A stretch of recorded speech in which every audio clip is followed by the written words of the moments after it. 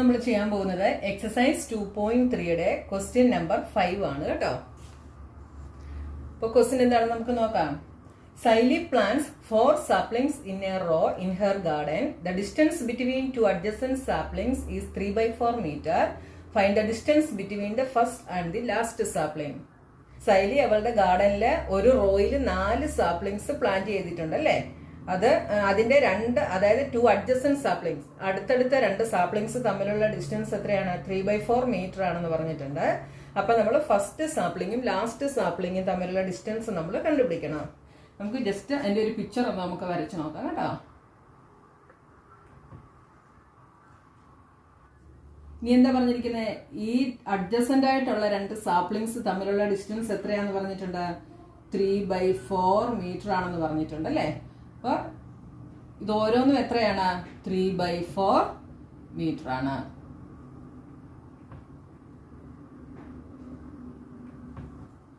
ഇനി എന്ത് പറഞ്ഞിട്ടുണ്ട് ക്വസ്റ്റ്യനില്? നമ്പർ ഓഫ് സാപ്ലിങ്സ് പറഞ്ഞിട്ടുണ്ട് അല്ലെ. നമ്പർ ഓഫ് സാപ്ലിങ്സ് എത്രയാണ്? 1 2 3 4 ആണ്. അപ്പൊ ഫസ്റ്റ് സ്റ്റെപ്പ് നമുക്ക് എന്ത് എഴുതാം? Number of saplings is equal to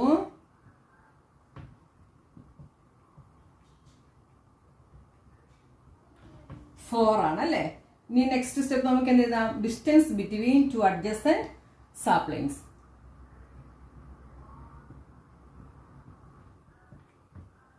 എത്രയാണ്? 3/4 മീറ്റർ. ഇനി നമ്മൾ എന്ത് കണ്ടുപിടിക്കണം? Distance between the first and the last sapling. അതാണ് നമ്മളോട് ക്വസ്റ്റ്യനിൽ കണ്ടുപിടിക്കാൻ പറഞ്ഞിരിക്കുന്നത് അല്ലേ. Therefore, distance between the first and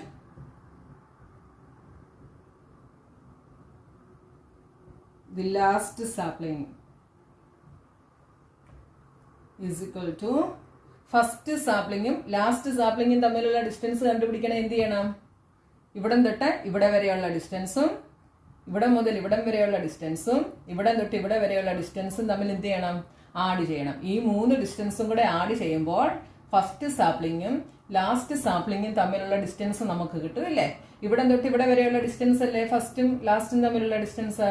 അപ്പൊ എന്ത് ചെയ്യണം? 3/4 plus 3/4 plus 3/4 is equal to 3/4 meter plus 3/4 meter plus 3/4 meter. ഇതെന്താണ്? എത്ര ടൈംസ് ഉണ്ട് 3/4? 3 ടൈംസ് അല്ലേ. ഇതെന്ന് പറയുന്നത് എന്താണ്? 3 × 3/4 മീറ്റർ. മനസ്സിലായോ? 3/4 പ്ലസ് 3/4 പ്ലസ് 3/4 is 3 × 3/4. എന്ത് വന്നു? 9/4 മീറ്റർ. 9/4 എത്രയാണ്?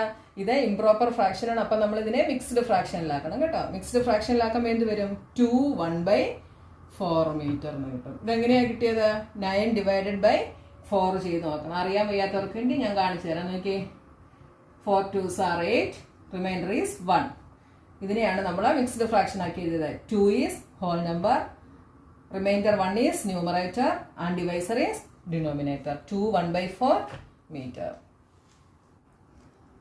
അടുത്ത 6th question. 6th question നോക്കിയേ. Lipika reads a book for 1 3/4 hours every day. She reads the entire book in 6 days. How many hours in all were required by her to read the book? എല്ലാ ദിവസവും 1 3/4 hours അവള് book വായിക്കാറുണ്ട് അല്ലേ. അപ്പൊ അവള് ആ book 6 days അവൾ ആ ബുക്ക് വായിച്ചു. അപ്പം ടോട്ടൽ എത്ര അവേഴ്സ് വേണ്ടി വന്നു അവൾക്ക് ആ ബുക്ക് വായിക്കാൻ വേണ്ടിയെന്നാണ് നമ്മളോട് ക്വസ്റ്റ്യൻ ചോദിച്ചിരിക്കുന്നത്. അപ്പൊ ഫസ്റ്റ് സ്റ്റെപ്പ് നമുക്ക് എന്ത് എഴുതാം? Number of hours Lipika reads the book per day is equal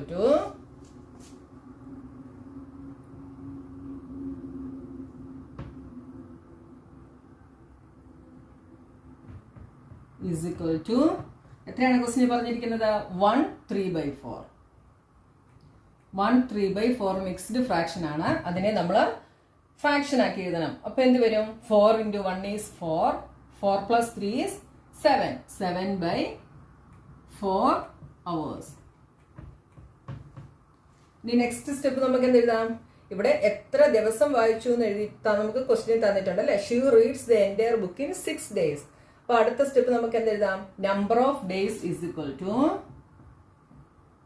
എത്രയാണ്? 6. ഇനി എന്താണ്, ഇനി നമുക്ക് ക്വസ്റ്റ്യനിൽ പറഞ്ഞിരിക്കുന്നത് how many hours in all were required by her to read the book. Next step നമുക്ക് എന്ത് എഴുതാം, total number of hours required by her to read the book.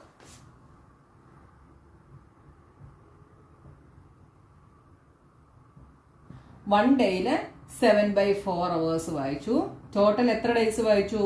6 days വായിച്ചല്ലേ. അപ്പൊ എന്ത് ചെയ്യണം, 7/4 × 6 എന്ത് വരും? നമുക്കിവിടെ 4ഉം 6ഉം കൂടെ കട്ട് ചെയ്യാം അല്ലേ.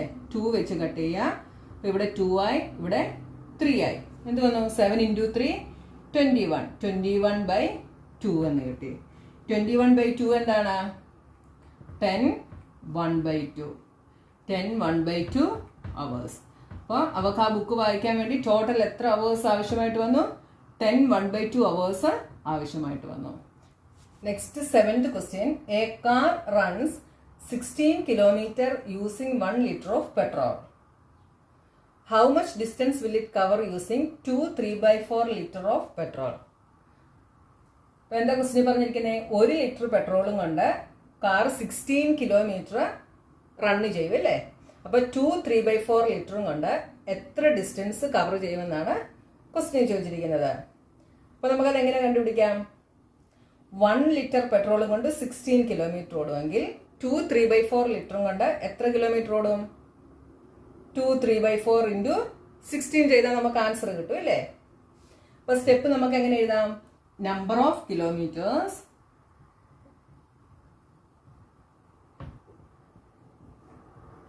a car can run per litre petrol. അതായത് 1 ലിറ്റർ പെട്രോളും കൊണ്ട് കാറിന് ഓടാൻ കഴിയുന്ന കിലോമീറ്റർ എത്രയാണ്? 16 കിലോമീറ്റർ എന്ന് നമ്മളോട് പറഞ്ഞിട്ടുണ്ട് അല്ലേ. 16 കിലോമീറ്റർ ഓടാൻ കഴിയും. ഇനി നെക്സ്റ്റ് സ്റ്റെപ്പ് എന്താണ്? അടുത്ത 2 3/4 ലിറ്ററും കൊണ്ട് എത്ര കിലോമീറ്റർ ഓടാൻ പറ്റുമെന്ന് നമ്മൾ കണ്ടുപിടിക്കണം. അപ്പൊ quantity of petrol. Next step നമുക്ക് എന്ത് എഴുതാം? Quantity of petrol is equal to എത്രയാണ്? 2 3/4 ലിറ്റർ. 2 3/4 ലിറ്ററിനെ നമുക്ക് എങ്ങനെ എഴുതാം? 4 2s are 8, 8 + 3 11. 11/4 ലിറ്റർ. ഇനി നമ്മൾ കണ്ടുപിടിക്കേണ്ടത് എന്താണ്? Number of kilometre a car can run for 11/4 litre petrol.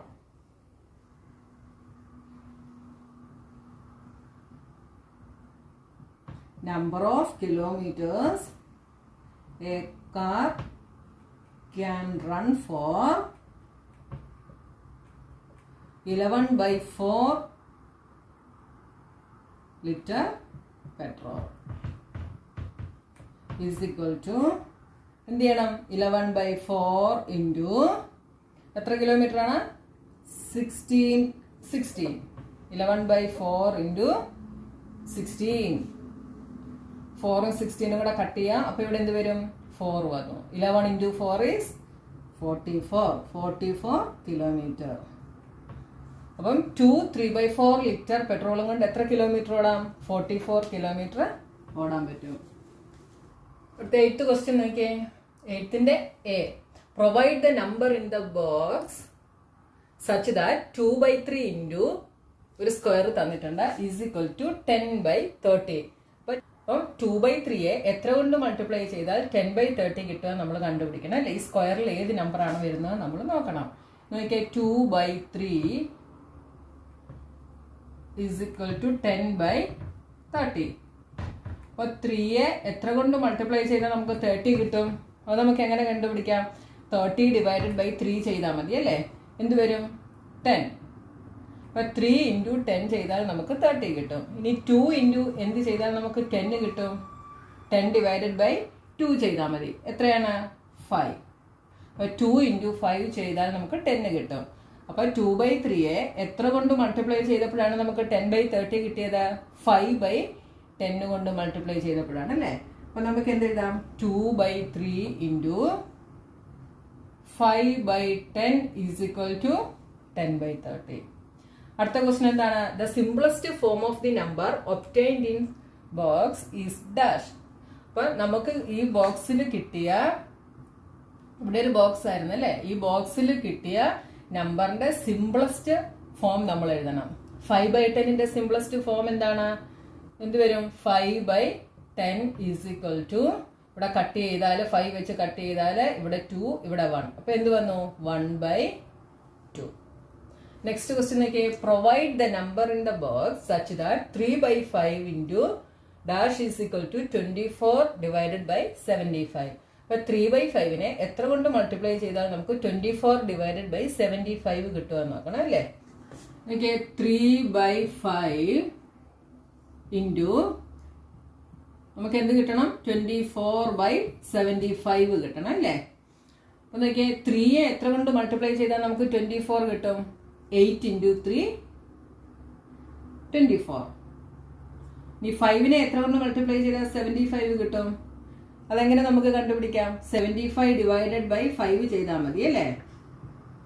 1 time 5 2 25 5 5 5s are 25. എത്ര കൊണ്ട് ചെയ്തു? 15 കൊണ്ട് ചെയ്തു അല്ലേ. അപ്പൊ 3/5 8/15 കൊണ്ട് ചെയ്തപ്പോഴാണ് നമുക്ക് എന്ത് കിട്ടിയത്? 24/75. 8/15.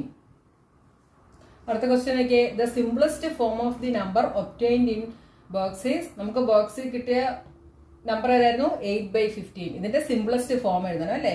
8/15 സിംപ്ലസ്റ്റ് ഫോം നമുക്ക് എഴുതാൻ പറ്റത്തില്ല. എന്തുകൊണ്ടാണ്? ഇതിന് കോമൺ ഫാക്ടേഴ്സ് ഒന്നും ഇല്ല അല്ലേ. അപ്പൊ ഇതിന്റെ സിംപ്ലസ്റ്റ് ഫോം എന്ത് തന്നെ ആയിരിക്കും? 8/15 തന്നെ ആയിരിക്കും. അപ്പൊ നമ്മുടെ എക്സസൈസ് 2.3 ഫുള്ള് കഴിഞ്ഞു കേട്ടോ. ഇനി നെക്സ്റ്റ് എക്സസൈസുമായി നമുക്ക് നെക്സ്റ്റ് വീഡിയോ കാണാം.